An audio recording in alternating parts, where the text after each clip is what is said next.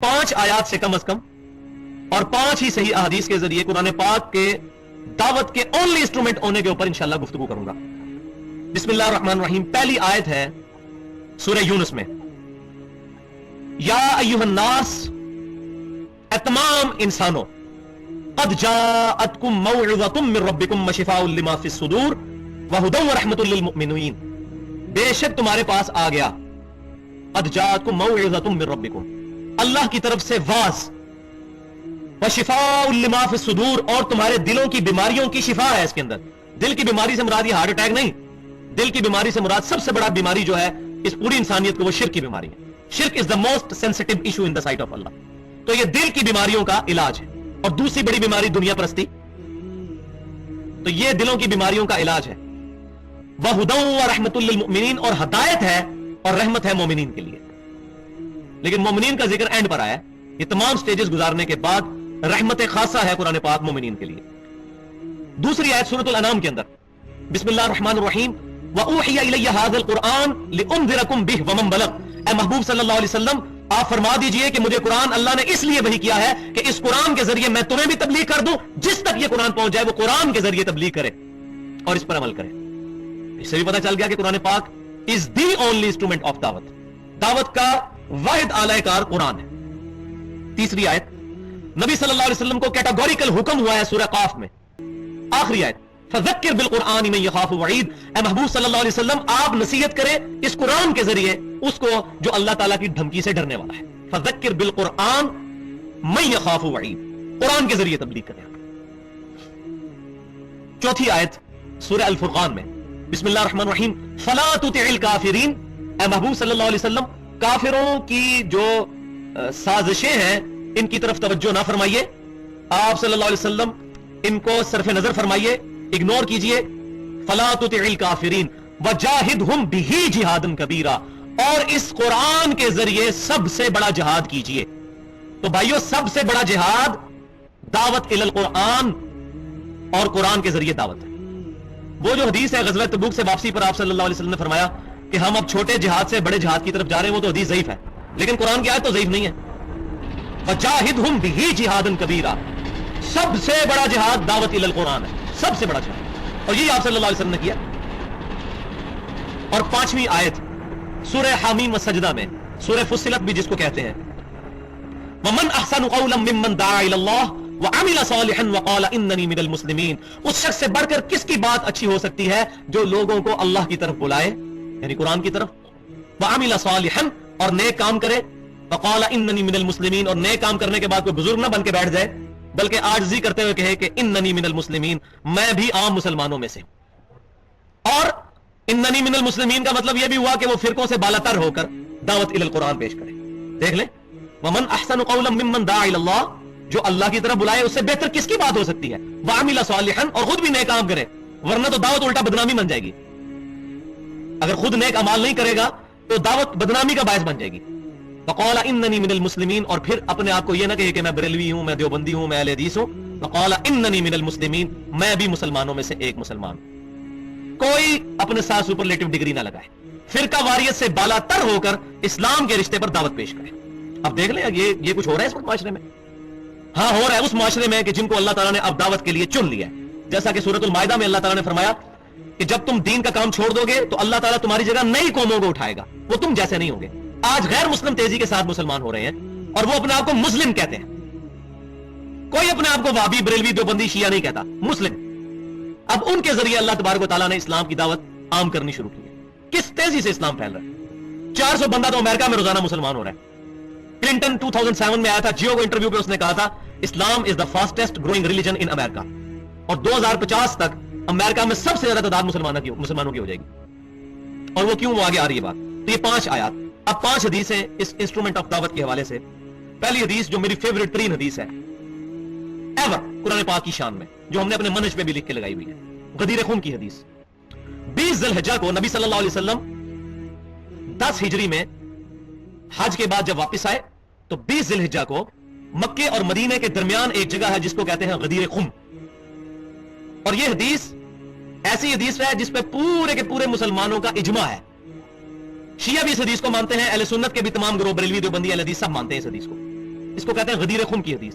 غدیر خم وہ گاؤں تھا جہاں آپ صلی اللہ علیہ وسلم نے حج سے واپسی پر مکے اور مدینے کے درمیان ایک خطبہ دیا. یہ خطبہ صحیح مسلم میں کتاب الفضائل چیپٹر میں انٹرنیشنل نمبرنگ کے مطابق 6225 6226 6227 اور 6228 4 حدیثیں ہیں. یکے بعد دیگرے صحیح مسلم کے اندر غدیر خم کی حدیث ہے زید بن ارقم رضی اللہ تعالیٰ عنہ سے. آپ صلی اللہ علیہ وسلم نے ارشاد فرمایا, آپ کی گفتگو کا ذرا انداز دیکھ لیں. اے لوگوں آگاہ ہو جاؤ, میں بھی ایک انسان ہوں, قریب ہے کہ رب کا قاصد یعنی موت کا فرشتہ میرے پاس آئے اور میں اس کی دعوت قبول کر لوں. میں اپنے بعد 2 بھاری چیزیں تم میں چھوڑ کر جا رہا ہوں. ان میں سے پہلی چیز اللہ کی کتاب ہے, اس میں ہدایت ہے, اس میں نور ہے. تم اللہ کی کتاب کو پکڑو, اپنا تعلق اللہ کی کتاب کے ساتھ مضبوط کرو. اللہ کی کتاب اللہ کی رسی ہے, جو اس کو پکڑے گا وہ ہدایت پر ہوگا, جو چھوڑ دے گا گمراہ ہو جائے گا. الفاظ میں ذرا غور کریں. اس منہج میں تو بھی آدھی حدیث لکھی ہے, ابھی جو نیکسٹ چھپ چکے ہیں ہمارا پرنٹڈ فارم میں بھی, اور نیکسٹ یہ بھی آ گیا, اس میں پوری حدیث لکھی ہے. پہلی چیز اللہ کی کتاب ہے, اس میں ہدایت ہے, اس میں نور ہے. تم اللہ کی کتاب کو پکڑو, اپنا تعلق اللہ کی کتاب کے ساتھ مضبوط کرو. اللہ کی کتاب اللہ کی رسی ہے, جو اللہ کی کتاب کو پکڑے گا وہ ہدایت پر ہوگا, جو اس کو چھوڑ دے گا گمراہ ہو جائے گا. وَلِعَوْذُ بِاللَّهِ تَعَالَى. اور دوسری چیز میرے اہل بیت ہیں, میں اپنے اہل بیت کے معاملے میں تمہیں اللہ سے ڈراتا ہوں, میں اپنے اہل بیت کے معاملے میں تمہیں اللہ سے ڈراتا ہوں. کیونکہ نبی صلی اللہ علیہ وسلم کو یہ غیبی خبر دے دی گئی تھی کہ آپ کی امت آپ کی وفات کے بعد آپ کے اہل بیت کے ساتھ برا سلوک کرے گی. لہذا جو لوگ بھی اہل بیت کے ساتھ ظلم میں شریک ہیں, سیدنا حسین کو ڈائریکٹلی قتل کرنے والے عبید اللہ ابن زیاد یا انڈائریکٹلی اس کو گورنر مقرر کرنے والا یزید بن معاویہ, ہم دونوں کا معاملہ اللہ کے سپرد کرتے ہیں. ہم ان سے کوئی محبت نہیں کرتے. ہم الحمدللہ حسینی ہیں, ہم اہل بیت کے ساتھ, ہم یزیدی نہیں ہیں. تو یہ پہلی حدیث غدیر خم کی. دوسری حدیث اسی کانٹیکسٹ میں وہ صحیح بخاری کے اندر موجود ہے. عبداللہ بن ابی اوفا رضی اللہ تعالیٰ عنہ, ان سے سیدنا طلحہ رحمۃ اللہ علیہ نے پوچھا, اور یہ حدیث نبی صلی اللہ علیہ وسلم کے وفات کے چیپٹر میں کتاب المغازی میں, کہ یہ بتائیے کہ اللہ کے نبی صلی اللہ علیہ وسلم نے اپنا وصی کسی کو بنایا تھا, وصیت کیا گیا خلیفہ؟ تو آپ رضی اللہ تعالیٰ عنہ نے کیٹاگوریکل ڈینائی کرتے ہوئے فرمایا, نہیں, نبی صلی اللہ علیہ وسلم نے اپنا خلیفہ کسی کو نہیں بنایا. البتہ آپ صلی اللہ علیہ وسلم نے ہمیں قرآن کے مطابق عمل کرتے رہنے کی وصیت فرمائی تھی. تو آپ صلی اللہ علیہ وسلم کا وصی قرآن ہے. سیدنا ابوبکر صدیق رضی اللہ تعالیٰ عنہ کو صحابہ کرام نے اجماع کے طور پر چنا تھا, ورنہ صحابہ کرام میں جو شروع میں اختلاف ہوا بخاری مسلم میں ملتا ہے. سعد بن عبادہ رضی اللہ تعالیٰ عنہ نے اپنی بیعت لینی شروع کر دی, انہوں نے اناؤنسمنٹ کی کہ میری بیعت کی جائے. تو اگر نبی صلی اللہ علیہ وسلم نے واضح طور پر اعلان فرمایا ہوتا, کسی صحابی کی ضرورت ہی نہ ہوتی کہ سیدنا ابوبکر صدیق کے خلاف کرتا ہے. صحیح مسلم میں حدیث ہے, اما عائشہ رضی اللہ تعالیٰ عنہ سے پوچھا گیا, بتائیے اگر اللہ کے نبی کسی کو خلیفہ بناتے تو کس کو بنا کر جاتے؟ تو آپ رضی اللہ تعالیٰ عنہ نے فرمایا کہ میرا خیال ہے کہ ابو بکر کو بنا کے جاتے, لیکن بنایا نہیں ہے. صحیح بخاری میں کتاب المغازی میں نبی صلی اللہ علیہ وسلم کی وفات کے چیپٹر میں حدیث موجود ہے کہ سیدہ عائشہ کو کسی نے کہا کہ نبی صلی اللہ علیہ وسلم نے تو حضرت علی کو خلیفہ بنایا تھا. تو آپ رضی اللہ تعالیٰ عنہ نے کہا, نبی صلی اللہ علیہ وسلم نے اپنا خلیفہ کسی کو نہیں بنایا تھا. صحیح بخاری میں موجود ہے, سیدنا عمر رضی اللہ تعالیٰ عنہ نے اپنی شہادت کے دن فرمایا, اگر میں خلیفہ مقرر کرتا ہوں تو میں اس شخص کی سنت پر عمل کرتا ہوں جو مجھ سے بہتر ہے, یعنی ابو بکر رضی اللہ تعالیٰ عنہ, اور اگر میں اپنا خلیفہ کسی کو نہیں بناتا تو میں اس کی سنت پہ عمل کرتا ہوں جو ابو بکر سے بھی بہتر ہے. تو صحابہ کہتے ہیں ہم سمجھ گئے کہ سیدنا عمر حضور صلی اللہ علیہ وسلم کی سنت پر عمل کرتے ہیں, اپنا خلیفہ کسی کو نہیں بنائیں. یہ تینوں حدیثیں میں نے اس لیے بتائی کہ عمر اہل سنت میں بھی بعض لوگوں کو یہ باتیں نہیں پتا, تو ان کے پیٹ میں درد شروع ہو جاتی ہے کہ یہ اس نے کیا کہہ دیا کہ سیدنا ابو بکر صدیق رضی اللہ تعالیٰ عنہ کو نبی صلی اللہ علیہ وسلم نے خلیفہ نہیں بنایا. تو نہیں بنایا بھائی, نمازیں پڑھانا اس چیز کی دلیل نہیں ہے. صحیح بخاری میں اگر یہ حدیث ہے کہ حضور کی بیماری کے ایام میں سیدنا ابوبکر نے نمازیں پڑھائی, تو مسند امام احمد اور جامعہ ترمذی میں یہ حدیث ہے کہ نبی صلی اللہ علیہ وسلم نے فرمایا, علی کو کہو نماز پڑھائے, علی کے علاوہ سارے دروازے بند کر دو. تو حضور کی بیماری کے دنوں میں سیدنا علی نے بھی نمازیں پڑھائی ہیں اور سیدنا ابوبکر نے بھی پڑھائی. لہٰذا یہ کوئی ڈائریکٹلی دلیل نہیں ہے ان کو وصی بنانے کی. تو یہ میں نے تھوڑی علمی گفتگو کی اس حوالے سے. تو نبی صلی اللہ علیہ وسلم کا وصی ہے قرآن, القرآن, اور یہ لاجیکل ہے. پروفٹ صلی اللہ علیہ وسلم معصوم تھے, معصوم کا جانشین معصوم ہی ہو سکتا ہے, صحابی معصوم تو نہیں ہے. اہل سنت کا اجماعی عقیدہ ہے کہ انبیاء کرام کے علاوہ کوئی شخص معصوم نہیں ہے, کوئی بھی ہو. تو نبی صلی اللہ علیہ وسلم جس کو خلیفہ بنا کے جاتے ہیں اس کے لیے لازمی تھا کہ وہ معصوم ہوتا. تو آپ صلی اللہ علیہ وسلم نے اسی لیے القرآن کو اپنا وصی بنایا جو معصوم ہے, جس میں غلطی نہیں. انا نحن نزلنا الذکر وانا له لحافظون, اس القرآن الذکر کو ہم نے یاد دہانی کو نازل کیا, ہم اس کی حفاظت فرمانے والے ہیں. اور تیسری حدیث بخاری اور مسلم کی متفق علیہ حدیث ہے. امام کائنات صلی اللہ علیہ وسلم نے فرمایا فضائل قرآن کے چیپٹر میں کہ تمام نبیوں پر ایمان لانے والے لوگوں کی تعداد ڈیپینڈ کرتی ہے اس نبی کو دیے گئے معجزے پر. مجھے اللہ تعالیٰ نے سب سے بڑا معجزہ القرآن دیا ہے. میں اللہ سے امید کرتا ہوں سب سے زیادہ جنت میں جانے والے امتی میری امت سے ہوں گے, کیونکہ میرا معجزہ سب سے بڑا ہے. آج سیدنا موسیٰ علیہ السلام کا عصا مجھے مل جائے یا آپ کو مل جائے یا امام کعبہ کو مل جائے, وہ سانپ بن سکتا ہے؟ لیکن یہ القرآن صحابہ کرام کے پاس بھی معجزہ, ہمارے پاس بھی معجزہ, قیامت تک آنے والے آخری انسان کے ہاتھ میں معجزہ, مسلمان نہیں انسان. پلین ٹروتھ میگزین ہے امریکہ کا, جس کے فگرز ہے کہ 11 ستمبر 2001 کے بعد 9 مہینے میں 40,000 امریکنز نے قرآن کا ترجمہ انگریزی میں پڑھ کے اسلام قبول کیا. 36,000 امریکنز نے 9 مہینے میں. تو انہوں نے کسی مولوی سے تو نہیں پڑھا, انگریزی میں ترجمہ پڑھا. لیکن پاکستان کا مولوی کہتا ہے الا ماشاء اللہ قرآن حدیث ڈائریکٹ نہ پڑھو گمراہ ہو جاؤ گے. وہ قرآن حدیث پڑھیں گے تو ظاہر ہے ان کے نظریات کے خلاف چلیں گے, کیسا پڑھنے دیں گے؟ ان مولویوں, ان انگریزوں نے مولویوں کی تقریریں تو نہیں سنی, مولویوں کی تقریریں تو مسلمان نہیں سنتے, قرآن کا ترجمہ انگریزی میں پڑھ کے. لہذا وہ جو حدیث کہ میرا معجزہ سب سے بڑا ہے, مجھ پہ ایمان لانے والے بھی سب سے زیادہ ہوں گے, بخاری اور مسلم کی متفق علیہ حدیث ہے کہ آدھے جنتی نبی صلی اللہ علیہ وسلم کی امت سے ہوں گے, آدھے جنتی کم از کم, اس القرآن معجزے کی وجہ سے.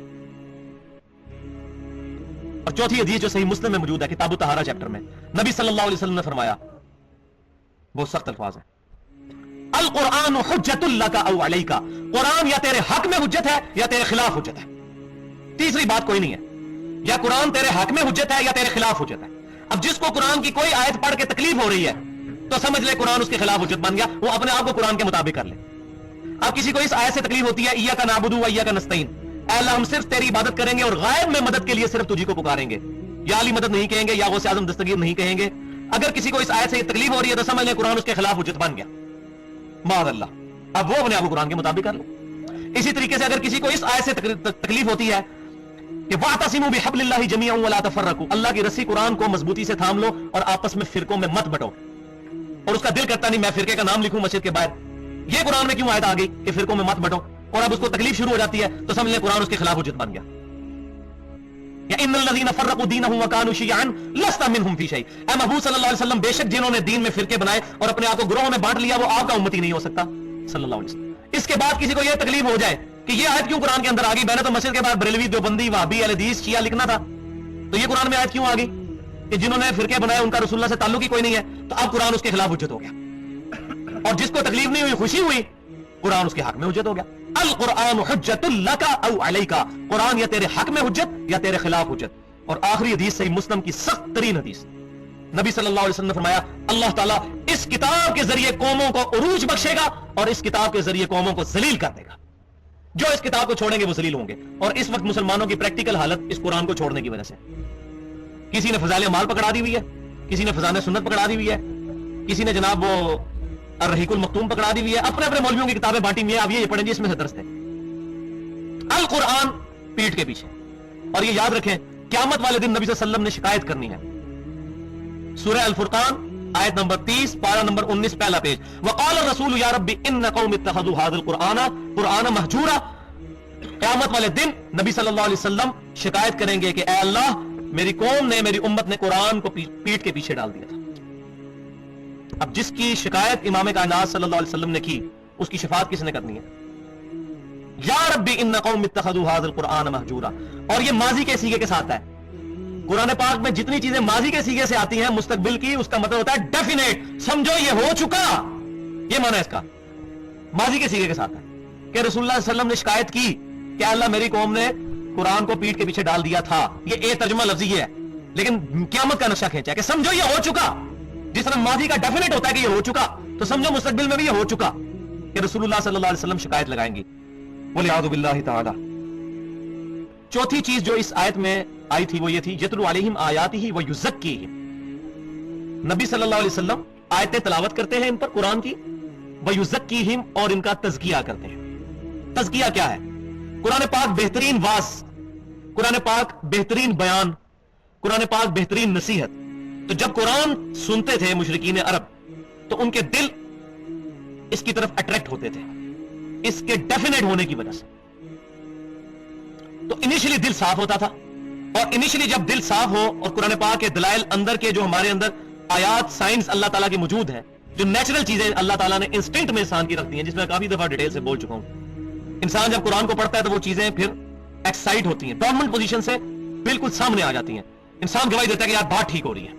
باقی قیامت کا دن ہونا چاہیے جس کے اندر انسان کو نیکی کا بدلہ ملے, ورنہ جس نے ایمانداری سے زندگی گزاری روکھی سوکھی کھا کر اور جس نے چور ڈاکو بن کر حرام کا مال کمایا, دونوں کیسے برابر ہو سکتے ہیں؟ کوئی تو ایسی زندگی ہونی چاہیے جہاں پر ان چیزوں کا بدلہ ملے. یہ اخلاقی حص جو انسان کے اندر ہے اس کو بیدار کرتا ہے القرآن. وَيُزَكِّيهِمْ قرآن کے ذریعے تزکیہ ہوتا ہے. اور جب یہ اخلاقی حص بیدار ہوگی اس کا پھر رزلٹ کیا نکلے گا؟ اب بات سمجھ آ جائے گی. وہ پانچویں چیز اور چھٹی چیز وَيُعَلِّمُهُمُ الْكِتَابَ وَالْحِكْمَةَ. نبی صلی اللہ علیہ وسلم ان کو الکتاب سکھاتے ہیں اور الحکمت. الکتاب کون سی؟ قرآن. اور الحکمہ اس سے بھی اولین مراد قرآن ہی ہے. اس کی وجہ یہ ہے کہ اللہ تبارک و تعالیٰ نے سورہ بنی اسرائیل کے اندر جہاں پر 10 کمانڈمنٹس آتی ہیں آیت نمبر 23 سے لے کر 39 تک، اس کا جب اینڈ ہوتا ہے تو اس میں اللہ تبارک و تعالیٰ نے نبی صلی اللہ علیہ وسلم کو مخاطب کر کے ارشاد فرمایا آیت نمبر 39 سورہ بنی اسرائیل میں ذَلِكَ مِمَّا أَوْحَا إِلَيْكَ رَبُّكَ مِنَ الْحِكْمَةِ.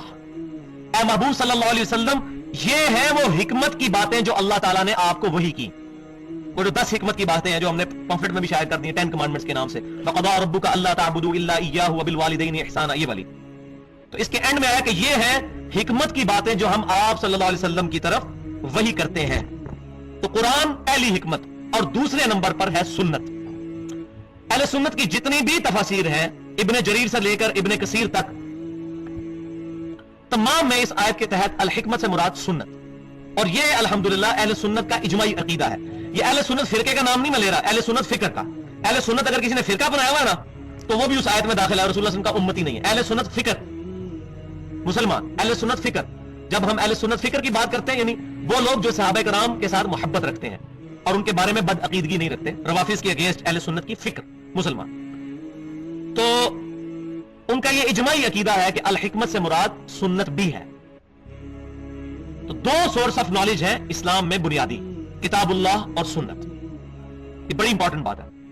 نبی صلی اللہ علیہ وسلم نے حجۃ الوداع کے موقع پر اپنی وفات سے پونے 3 مہینے پہلے میدان عرفات میں خطبہ دیا. المستدرک للحاکم میں انٹرنیشنل نمبرنگ کے مطابق 318 نمبر حدیث ہے کتاب العلم چیپٹر میں. اے لوگو میں اپنے بعد تم میں 2 ایسی چیزیں چھوڑ کر جا رہا ہوں، ان کو مضبوطی سے پکڑ لوگے کبھی گمراہ نہیں ہوگے. ایک اللہ کی کتاب اور دوسرے اس کے رسول صلی اللہ علیہ وسلم کی سنت. یہ آپ وسلم کا میدان عرفات کے اندر خطبہ تھا. 2 چیزیں، اللہ کی کتاب اور اس کے رسول صلی اللہ علیہ وسلم کی سنت. الکتاب اور الحکمہ. اور فرمایا کہ تم کبھی گمراہ نہیں ہوگے اگر ان 2 چیزوں کو پکڑ لوگے. تو اس حدیث سے یہ پتا چلا کہ ایبسولوٹ سورس آف اسلام 2 ہیں بنیادی، کتاب اللہ اور سنت رسول صلی اللہ علیہ وآلہ وسلم.